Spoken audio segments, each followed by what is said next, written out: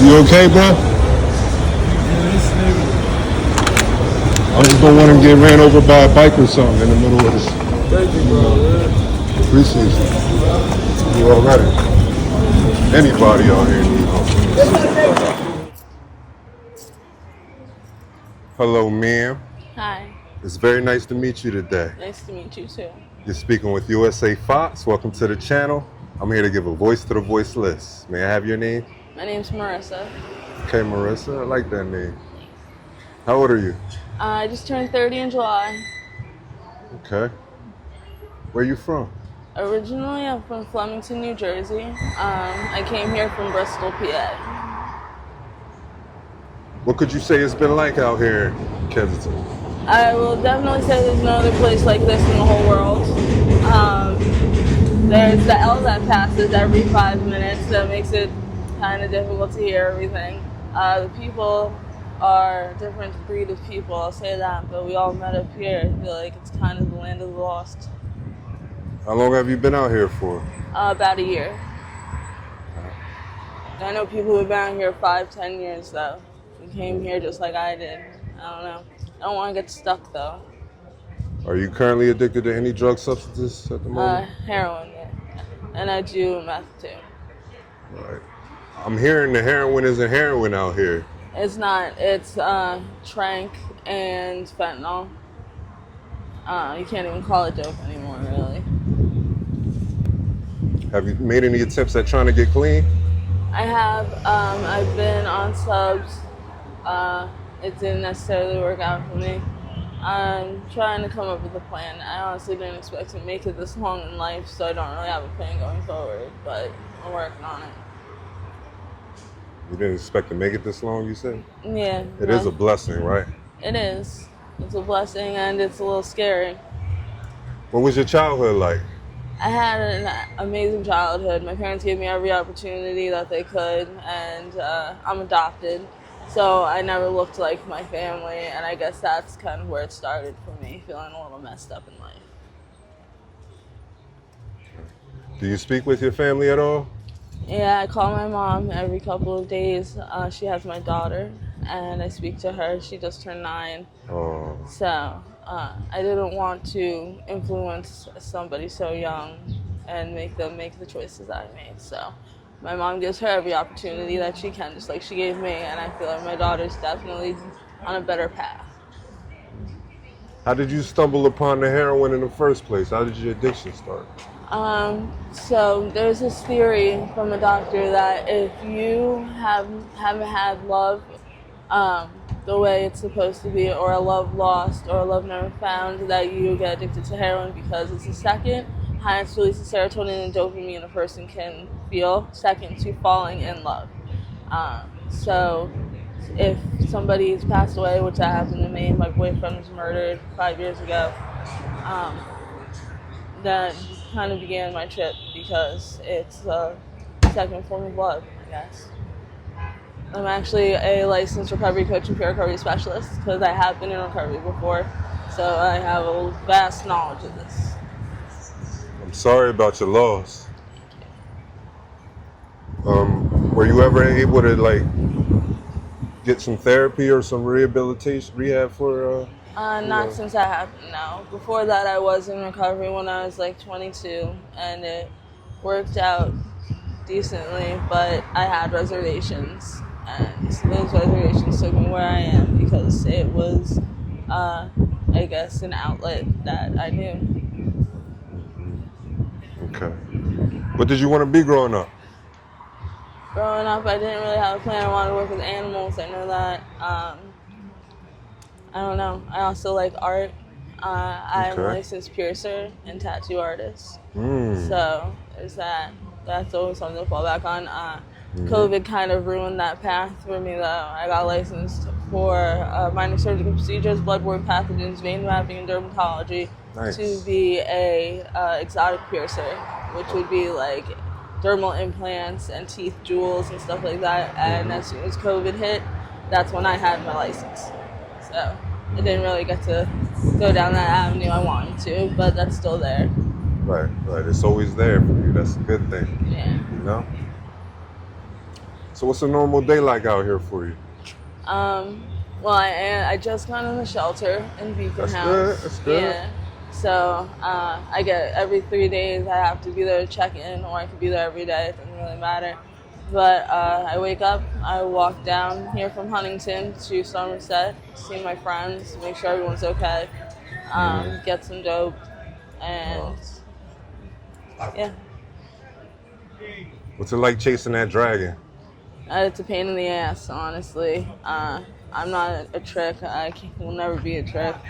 So I have to take different avenues to see what I can do. We're doing an interview right now.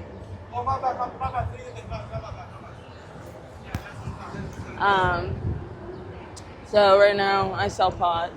I'm working on trying to get a job. It's difficult, but now it's a lot easier that I'm in Beacon House. I have a place to shower and look presentable, so it's good. That's good. You said right now you do pot? I'm sorry? Right now I'm selling pot. Selling pot? Yeah. Okay. Is that an easy gig? It's easier than trying to find something to sell, like clothes or like a boosting. I don't boost. I'm scared of that. I was raised right, so it doesn't feel right to steal, you know. And at least you're selling a legal substance, you know. It's not like you're out here selling, you know, heavy drugs. Yeah. Yeah, keeping the money right's difficult because people fuck with your money, but it's working. What's the craziest thing? Hold on, wait till the train pass.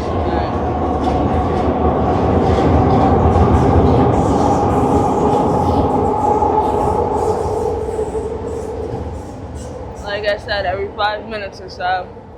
Every 5 minutes or so it comes by. It makes it a pain in the ass to hear things. What's the craziest thing you've seen out here in Kensington, Philadelphia? I've seen a whole lot of crazy. A lot of it is the wounds people have on their arms. It's disgusting, and it smells literally like death and shit. It's crazy. People, I saw this girl today getting bandaged up by one of the wound care teams that come out here, and her arm looked like it exploded, and she was just sitting there. And then later, a couple minutes later, literally, I walked down the other street and I see her taking her wound care off to shoot up a bit. So, I don't shoot, I smoke. You only smoke? Yeah. Have you had to go to the hospital for any medical issues at all? I have. I've been to the hospital twice for withdrawal when I wasn't able to get something. Beacon House called the hospital. I called 911 because I was shaking. I couldn't move. I could barely speak. That's how it gets about 24 hours after not having anything. So, Okay. And you fall victim to the withdrawal pretty much after that. twice it's happened so far. Hey, at least you're trying to fight it, you know? Trying. At least you ain't just going right back. Do you dibble and dabble with the samples out here at all or no? I do, and it's actually dangerous. It's giving me the shits. It's giving me this indigestion where I throw up. Some of the samples are actually kind of dangerous out here. So when I have something, I don't take the samples, but when I don't have something, I do. Just like everybody else. What's your thoughts on the mayor? You think she's doing a good job cleaning it up out here? Or? I think she's making it difficult, and because of the way she's doing things, it's getting violent out here because people don't have the opportunities they had before. And I get it. I get that people don't want to see junkies falling on the street outside their house, and I get they don't want Needle Park to be called Needle Park when they want it to be McPherson Park again. I get that. But at the same time, she's taking away the outreach that have come on the streets to help clean up and help people get into shelters. It's almost impossible to find outreach to check in with because you need to check in every month to show them how long you've been homeless so that they can put you in the shelter after a certain period of check-ins. And they're no longer out looking for people to help anymore because of her. And I feel like she has a personal vendetta against this area because from what I hear, she has 3 family members out here and one of them has passed away. That's what I hear. So from everybody. So that's why she's doing what she's doing so viciously. But the cleanup she's doing is really good. It doesn't look how it used to. There's not as much garbage and human shit on the ground. And every morning they have the people with the blowers blow out the trash from the sidewalk, and the street cleaners come and sweep it up, and that's cool. But the other things that she's taken away have really devastated this community and really made it hard for us to not do things that we would normally do. But so some things she's done are great. Some things she's done have actually made it very violent out here, and it's scary. I've seen more street violence than I have ever out here in the last 6 months. So it's definitely getting worse with the violence, and that's scary being a female alone out here on the street. What would you say is the main reason it's stopping you from getting clean? What's stopping you from getting clean? How easy it is to get stuff out here. Honestly, how easy. It's so easy. Walk down the street and it's like collecting Pokemon cards as a kid. It's this stamp, this stamp, this stamp. Which one's the best today? What's falling off? And it's a day-by-day thing as to what's good and what's not. And it's kind of just a rush in general, that part of it. Do you really want to get clean? Eventually I do. I don't want to live like this forever. I don't want to get stuck.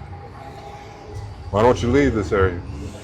I have some people that I really care about and really love out here that I've met that have been families to me this whole time, and I don't want to leave them. I really don't, because it would kill me to leave and find out one of them died or something, and I wasn't there to help them. What about your mom and your daughter, your real family?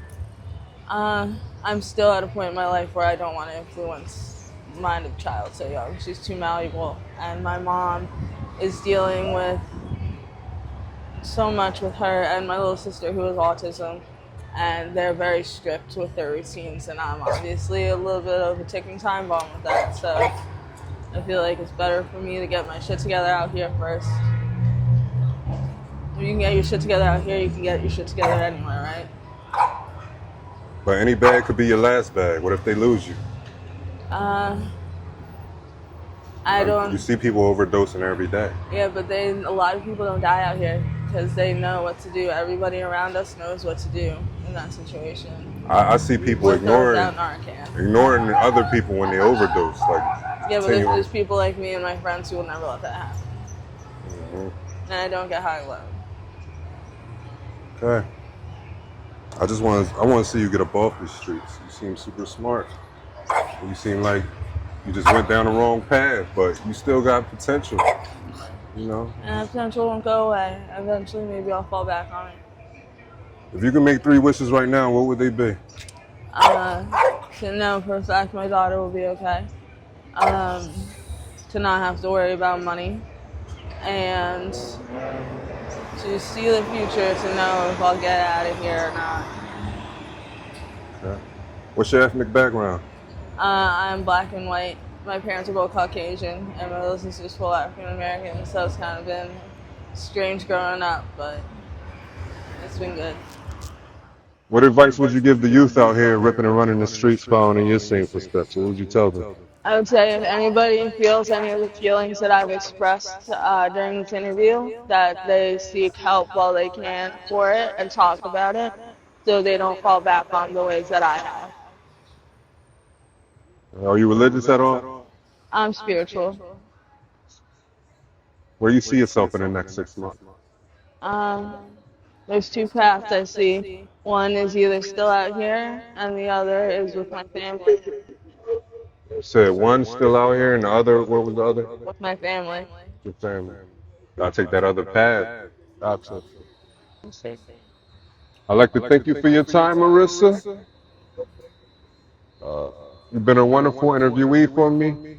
Would you like to give the audience your contact information, like social media or something like that? My name is Marissa Floyd. You can find me on Facebook. Floyd like Pink Floyd. Marissa Floyd, check out her artwork. Check out her content. God bless you, Marissa. See you again, okay?